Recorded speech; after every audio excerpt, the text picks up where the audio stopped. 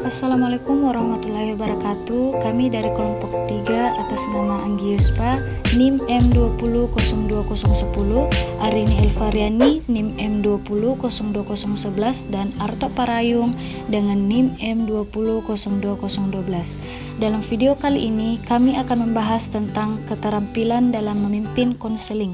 Nah, ada 4 poin yang akan kami bahas pada video kali ini, yaitu 1. Memimpin secara tidak langsung, yang kedua memimpin secara langsung, yang ketiga memusatkan, dan yang keempat bertanya. Untuk lebih jelasnya, silahkan teman-teman menonton dan memperhatikan video penjelasan kami. Pada dasarnya, proses konseling, seorang konselor harus memahami berbagai macam teknik agar tujuan yang dilakukan dapat tercapai. Bagi seorang konselor, menguasai teknik adalah mutlak, sebab dalam proses konseling, teknik yang baik adalah kunci keberhasilan menuju tercapainya tujuan konseling. Seorang konselor yang efektif harus mampu merespon klien dengan teknik yang benar sesuai keadaan klien saat itu. Konseling tidak dapat lepas dari komunikasi timbal balik antara konselor dan konseli. Komunikasi saat ini diartikan sebagai proses penyampaian informasi dari satu pihak ke pihak lain agar saling mempengaruhi di antara keduanya. Memimpin secara tidak langsung, yaitu teknik untuk mengajak dan mengarahkan klien untuk melakukan sesuatu. Konselor harus memiliki kemampuan ini agar dapat mengajak klien berpartisipasi secara penuh dalam proses konseling. Memimpin secara langsung adalah teknik atau keterampilan yang digunakan konselor untuk mengarahkan pembicaraan konselor dari satu hal ke hal yang lain secara langsung. Menurut Lutfi Fauzan DKK, dalam teknik-teknik komunikasi untuk konselor, memimpin secara langsung adalah ungkapan verba konselor yang secara khusus berniat mengarahkan perhatian dan pembicaraan konseli pada alur pembicaraan yang dikehendaki menurut proses dan isi bahasan konseling. Ada 7 tujuan memimpin secara langsung, diantaranya yang pertama, tergugahnya konseli memulai diskusi isu penting. 2.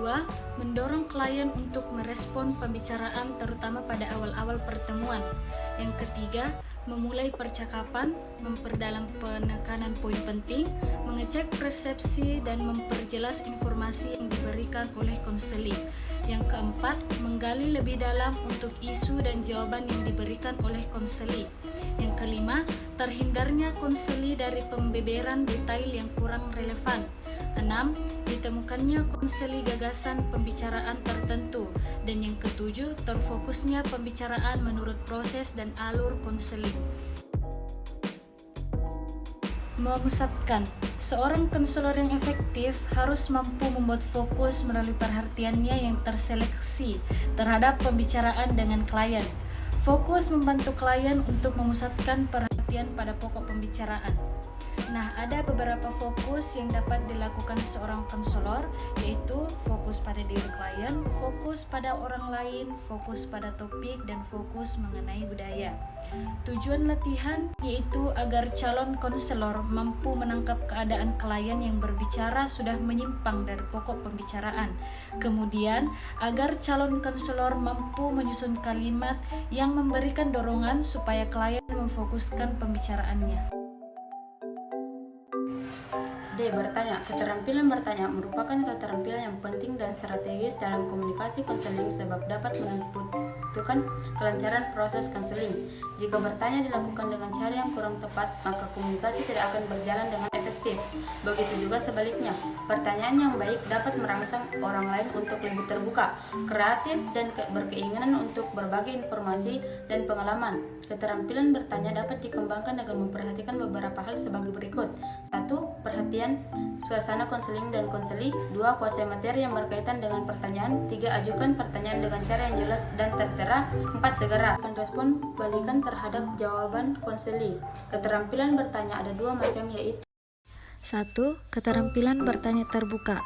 Pada keterampilan bertanya terbuka, pertanyaan-pertanyaan yang diajukan bersifat terbuka dan klien bebas menjawabnya. Yang kedua, keterampilan bertanya tertutup. Pada keterampilan bertanya tertutup, pertanyaan yang diajukan konselor pada klien mengandung jawaban yang singkat dari klien. Nah, Nah, itulah tadi video penjelasan dari kami mengenai keterampilan dalam memimpin konseling. Thank you for watching.